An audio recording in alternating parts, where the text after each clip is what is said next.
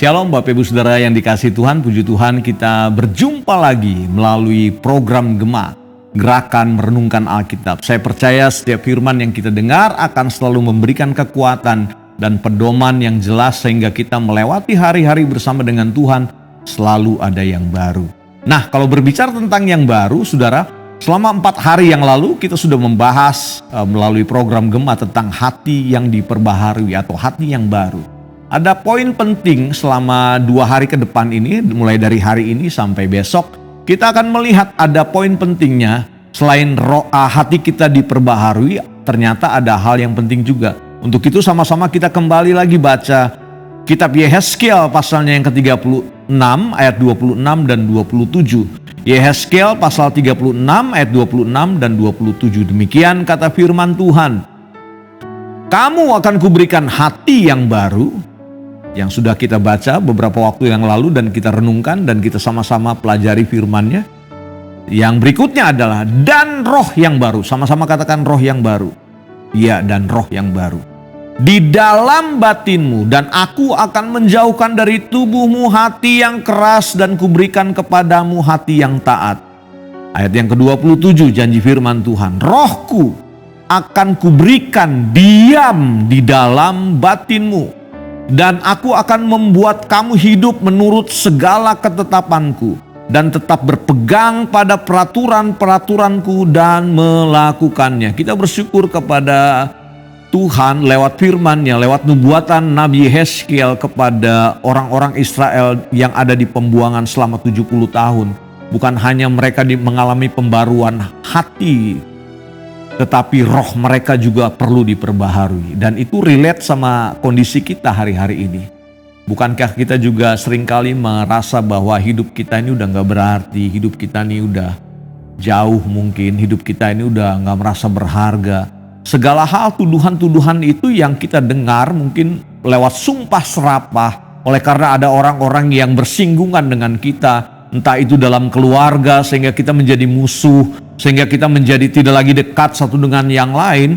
Itu bisa membekas lama loh saudara-saudara. Makanya ketika hati kita diperbaharui kita bersyukur. Tetapi ada manusia yang lebih dalam lagi di dalam hidup kita. Sebab manusia ini kan terdiri atas tubuh, jiwa, dan roh. Dan roh kita juga perlu diperbaharui setiap hari. Roh kita perlu mendengar sesuatu yang relate antara roh kita dengan roh Tuhan. Ya, makanya roh kita perlu diperbaharui. Janji firman ini datang lewat nubuatan Yehezkiel kepada orang-orang Israel di masa pembuangan. Kamu akan kuberikan roh yang baru. Ayat itu gak berhenti di situ. Roh yang baru yang akan tinggal di dalam batinmu. Aku akan menjauhkan dari tubuhmu hati yang keras. Kuberikan kepadamu hati yang taat. Kemudian janjinya di ayat yang ke-27. Rohku katanya, roh Tuhan akan kuberikan diam di dalam batinmu. Jadi artinya apa? Ada sesuatu kekuatan yang besar, roh Tuhan yang hebat itu diam di dalam kita. Saudara, kalau disertai dengan kekuatan pemerintah saja, misalkan presiden berkata bahwa tolong perhatikan warga di kampung ini atau warga di area ini. Itu baru perintah presiden. Itu pasti kita merasa bahwa kita nih aman dalam perlindungan dalam tanda kutip atas perintah presiden yang disampaikan kepada kita lewat aparat-aparat keamanan yang berjaga mungkin di sekeliling kita. Itu baru perintah presiden. Tuhan mendekatkan rohnya, dia mau tinggal di dalam kita. Rohku akan berdiam di dalam batinmu. Artinya apa tuh? Ada perlindungan Tuhan di dalam hidup kita. Sehingga ya khawatir itu manusiawi, tetapi kita enggak mengalami dikuasai rasa khawatir. Ketakutan itu manusiawi.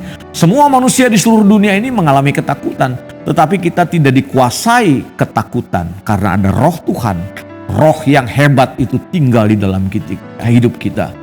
Saudara alami persekutuan dengan roh Tuhan.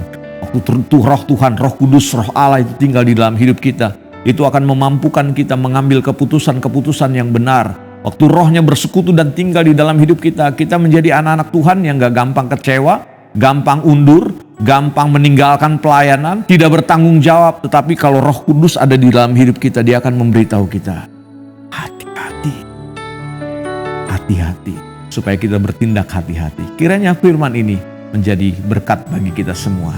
Mari sama-sama kita datang pada Tuhan. Terima kasih untuk kebenaran firman-Mu yang kami baca lagi hari ini. Setiap hari firman-Mu baru dan memperingatkan kami. Untuk kami bertindak hati-hati Tuhan. Perbaharui batin kami, perbaharui roh kami.